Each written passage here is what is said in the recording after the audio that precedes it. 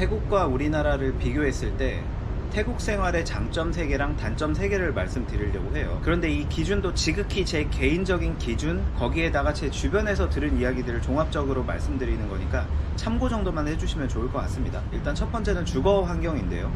우리나라랑 태국의 주거 환경을 이렇게 비교를 해봤을 때 편의시설에 있어서 저는 태국이 좀 더 압도적인 부분이 있지 않나 싶어요. 많은 분들께서 아시겠지만 외국인들 같은 경우는 태국의 콘도라는 곳에 많이 거주를 하죠.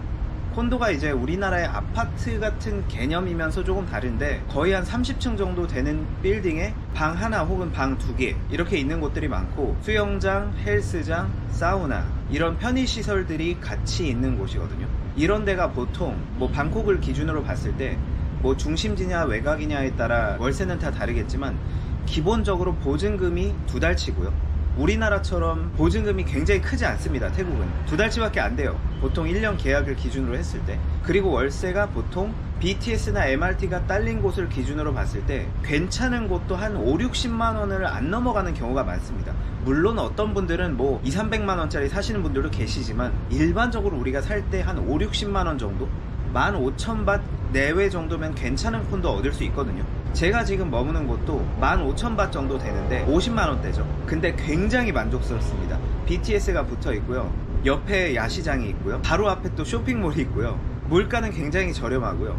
제가 있는 곳이 거의 30층 가까이 되는 높은 층인데 뷰도 굉장히 좋고 방 하나에 거실 작은 거 하나 이렇게 있는 곳인데 굉장히 만족스럽게 지내고 있거든요. 그리고 여기 코워킹 스페이스라고 해서 저같이 디지털 노마드로 사는 노트북 하나로 일을 하는 사람들을 위한 공간들도 있는데 시설도 굉장히 쾌적합니다. 물론 우리나라에도 코워킹 스페이스들이 있겠지만 이 콘도 내부에 있는 이 시설 하나만으로도 따로 우리가 어딜 가지 않아도 모든 것들이 다 해결이 되고요. 조금 전에 말씀드렸다시피 헬스장, 수영장, 뭐 운동 좋아하시는 분들은 정말 뭐 필수일 수도 있고요. 우리나라 같은 경우는 따로 가야 하는 경우가 많잖아요. 그리고 제가 머무는 곳이 30층 정도 되는 월세가 50만원대라고 말씀드렸죠. 뷰가 굉장히 좋습니다. 이 방콕의 전경이 다 보여요.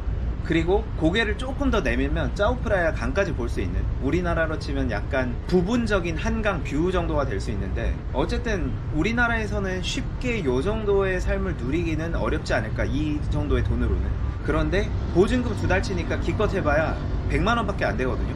보증금이 100만원대, 월세 50만원대, 굉장히 저렴한 가격 아닙니까? 우리나라에서 서울의 역세권에서 그 정도 집에 살려면 월세만 얼마 정도 할까요? 저는 감히 상상이 안 되는데 태국에서는 그 정도의 삶을 누릴 수 있다는 게 어떻게 보면 가장 큰 장점이지 않을까 저는 생각을 합니다. 그리고 두 번째 장점이 시장 및 야시장이라고 저는 생각을 하거든요. 물론 이거는 제가 로컬 시장을 말씀드리는 건데 많은 분들께서 조금은 오해하실 수 있는 부분이, 로컬 시장이다 하면은 더럽고 좀 위생적으로 많이 떨어지고 정말 가난한 사람들이 가는 곳이라고 생각을 하실 수도 있거든요. 근데 절대 그렇지 않습니다. 이 로컬이라는 말이 주는 어떤 선입견 때문에 그런 것 같은데 말 그대로 현지인들이 오는 시장이거든요. 우리 같은 관광객들이 주로 가는 시장이나 야시장들이 있죠, 방콕 시내에. 그런 데를 제외한 곳들을 말씀드리는 거예요.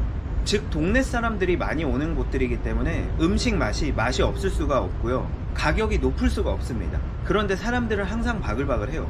위생이 부족하냐? 제가 보기에는요, 요즘 태국도 많이 발전을 해 나아가고 시민의식도 많이 개선되는 상황이라고 저는 생각을 하거든요. 시장에서 장사하시는 분들 보면은 다 장갑을 제대로 끼고 있고요. 물론 아닌 분들도 간혹 있긴 있습니다만 많지 않습니다. 그런 데는요, 태국 사람들도 거르는 경향들이 있기 때문에 물론 우리나라만큼은 못 미치지만 뭐 위생에 크게 저는 문제가 없다고 생각을 하고요. 일단 음식의 종류가 굉장히 다양하죠. 태국에서 10년 동안 살면서도 시장을 갈 때마다 새로운 음식들이 계속 보여요. 요즘은 새로운 음식을 먹는 맛에 태국 생활을 좀 즐기고 있는 편인데 가격대도 1, 2천원대, 뭐 100바시 넘어가는 음식이 많지 않습니다. 조금 비싼 재료가 들어갈 때나 100바시 넘어가는 음식들이 있지, 웬만한 그냥 우리가 한 끼 정도 먹는 음식들은요 비싸야 2,000원대로 다 해결이 가능하거든요. 그렇기 때문에 가성비적인 측면에서 굉장히 좋고, 우리가 사람이 사는데 의식주가 굉장히 중요한데 그 중에 식이 해결된다는 게 저는 엄청난 부분이라고 생각을 하거든요. 음식의 종류가 정말 다양하고 먹는 즐거움으로 최고의 또 행복을 누릴 수 있는 곳이 또 태국이지 않을까 저는 생각을 하거든요. 그리고 추가적으로 과일 좋아하시는 분들, 태국 과일이 정말 저렴하잖아요. 요즘은요 한국산 딸기랑 감까지 들어왔습니다. 그래서 스토벨리 까울리라고 써있어요. 한국 딸기. 손바닥만한 통에 담긴 게 50밭, 1,800원. 당연히 한국산은 아니죠. 근데 한국이라고 표현을 하고 파는 거예요. 제가 먹어봤거든요. 맛이 비슷하던데요, 우리나라 딸기랑. 근데 딸기가 좀 작긴 해요. 우리나라 딸기의 한 4분의 1 크기? 근데 맛은 제가 보기엔 비슷한 것 같아요. 그리고 감 같은 경우도 15밭. 한국산 감이라고 하면서 팔고요. 제가 먹어보기에는 별 차이가 없는 것 같은데, 뭐 샤인머스켓이 1kg에 200밭이니까 7,500원 정도. 우리나라 샤인머스켓 굉장히 비싸다고 제가 들었거든요. 물론 중국산 샤인머스켓인지 아니면 여기에서 재배한 것인지 정말 그 샤인머스켓의 그 맛과 동일한지 저는 잘 모르겠습니다만은, 어쨌든 소위 말하는 그러한 짝퉁 과일들도 굉장히 많고요. 또 본토에서 나는 과일들, 뭐 망고, 구아바, 파파야, 용과, 라임 이런 것들은 말할 것도 없이 굉장히 저렴합니다. 한 봉지에 20밭, 기껏 해봐야 30밭 정도밖에 안 되니까 1,000원 이하로 과일 한 봉지를 드실 수가 있는 거죠. 우리나라의 과일이 요즘 물가가 미쳤다 그러는데, 제가 최근에 저희 동네 시장에 갔다 왔다가 와, 과일이 왜 이렇게 비싼지 눈으로만 보고 왔습니다. 우리나라 과일 왜 이렇게 비싸요? 제가 오죽하면 한국에서 과일이 먹고 싶었는데 그걸 참고 태국에 와서 먹었겠습니까? 그 물가 차이, 그 가성비 때문에 선뜻 손이 잘 안 가더라고요. 세 번째는 라이브 밴드, 술집 정도로 제가 꼽을 수 있을 것 같아요. 술 문화. 보통 외국인들이 우리 한국을 볼 때 한국은 어떤 문화냐 하면은 뭐 빨리빨리 문화도 있지만 술 문화의 나라다라고 말하는 경우가 많잖아요. 태국에서의 술 문화는 우리나라랑은 조금 다르죠. 그러니까 기본적으로 태국은 우리나라만큼 술 문화가 그렇게 광범위하게 있는 나라라고 저는 생각을 안 해요. 아무래도 종교적인 영향이 있어서 그런지 모르겠는데, 우리처럼 술을 자주 먹지는 않지만 그래도 마시는 사람들은 다 마시는 게 태국이라고 보거든요. 특히나 라이브 뮤직이 나오는 술집 가보신 분들 많이 계실 거예요. 보통 란낭 치우치우라고 하는 경우가 많죠. 앉아서 즐길 수 있는 가게, 요 정도로 해석할 수 있는데 그냥 라이브 밴드가 나오는 술집 정도라고 해석하시면 됩니다. 우리나라의 라이브 밴드는 제가 알기로 굉장히 비싸다고 들었거든요. 그 라이브 밴드가 오는 술집들.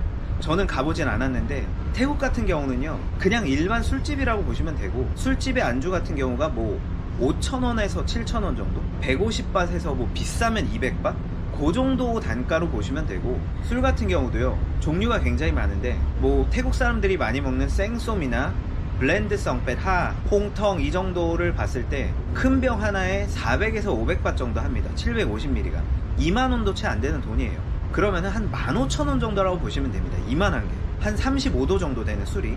태국 사람들은 보통 그러한 위스키를 콜라나 소다 같은 믹서랑 섞어 먹죠.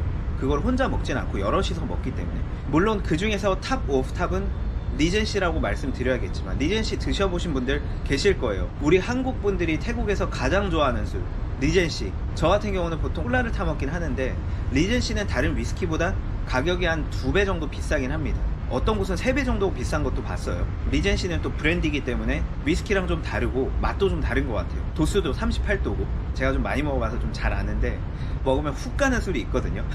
어쨌든 리젠시를 마시면서 또 태국의 라이브 가수들이 실력들이 굉장히 좋잖아요. 그냥 보통 술집들에 오는 가수들도요 노래 정말 잘하고요. 그 감성을 제가 어떻게 영상으로 말씀드려야 될지 모르겠는데, 한번 가보신 분들은 라이브 밴드가 나오는 술집 또 가고 싶다라고 하시는 분들 저도 많이 봤어요. 그게 또 어떻게 보면 태국 생활의 의외의 장점이지 않을까 생각을 합니다. 그 다음에 첫 번째 단점이 날씨라고 생각을 합니다. 제가 예전에 어떤 학술 자료를 봤는데, 동남아시아 같은 이러한 더운 기후에 속한 나라들은 기본적으로 좀 사람들이 나태한 경향이 있다고 하더라고요. 사실 우리 한국인들 같은 경우는 진짜 빨리빨리 문화에 익숙한 사람들로서 우리한테는 느릿느릿한 게 굉장히 잘못된 방향이자 성향이잖아요, 우리 한국인들한테는. 근데 태국에서 살다 보면은 이렇게 빠릿빠릿했던 한국인들도 이 날씨 때문인지 나태한 그 성향 자체가 점점 더 높아지는 것 같고요. 아무래도 사람이 좀 늘어지는 게 없다고 말씀을 못 드릴 것 같아요. 저도 마찬가지고요. 태국 사람들이 성격이 급한 성격도 아니고 굉장히 느긋하고 차분한 사람들이 많기 때문에 그런 모습들을 보면서 뭔가 제 자신도 태국 사람과 비슷해져가는 그런 느낌들을 많이 받았거든요. 그런 부분 때문에 삶의 목표가 있었더라도 태국에 오니까 무슨 부귀영화를 누리려고 열심히 일을 하느냐, 그냥 잘 먹고 잘 살면 되는 거지, 그냥 나만 행복하게 살면 되는 거지 라고 약간은 좀 나태해지는 경향이 좀 있지 않나 싶습니다. 물론 이건 개인차가 있을 것 같고요, 뭐 생각하는 관점에 따라 또 다를 수 있겠지만 대체적으로 그런 경향이 좀 단점으로 나타나지 않나. 저는 그렇게 생각을 합니다. 그리고 두 번째가 이제 외로움에 대해서 말씀드려야 될 것 같아요. 이 외로움이라는 게 뭐 애인이 없어서 외롭다기보다는 뭔가 우리는 한국인으로서 외국에 사는 거잖아요. 태국. 뭔가 태국에서 사는 한국인은 어찌 보면 영원한 이방인일 수밖에 없겠다라는 생각이 들더라고요. 뭐 예를 들면 미국 같은 나라는 전 세계인들이 다 모인 다인종 다문화 국가라고 하잖아요. 물론 미국에서도 그들만의 커뮤니티가 있어서 각자의 커뮤니티 속에서 살면서도 다른 커뮤니티들과 이렇게 융합되는 것으로 저는 알고 있는데, 여기도 다민족 다문화 국가라고는 하지만 그래도 미국 같은 나라에 비하면 딱 단일 문화라고 저는 생각을 하거든요. 그래서 태국인들의 바운더리 안에 우리 같은 외국인이 들어가기에는 조금은 어렵지 않을까. 물론 태국인들과 좋은 관계를 유지하는 건 굉장히 쉬운 것 같아요. 단지 그들의 그 마음속에 들어가서 그 태국인들이 나를 태국인으로 봐주는 그런 거는 쉽지 않지 않을까 싶거든요. 물론 이게 장단점이 저는 있다고 생각을 해요. 영원히 외국인으로 남으면서 외국인에 대한 그 이점을 갖고 태국인들과의 관계를 유지하면서 태국에서 살아가는 거, 저는 그것도 굉장히 큰 장점이 될 수도 있다고 생각하거든요. 그래서 이거는 장점이자 단점이 될 수도 있다고 생각을 하는데, 이 부분을 잘 이용해서 외국인으로서 누리고 사시는 분들 전 주변에서 많이 봤거든요.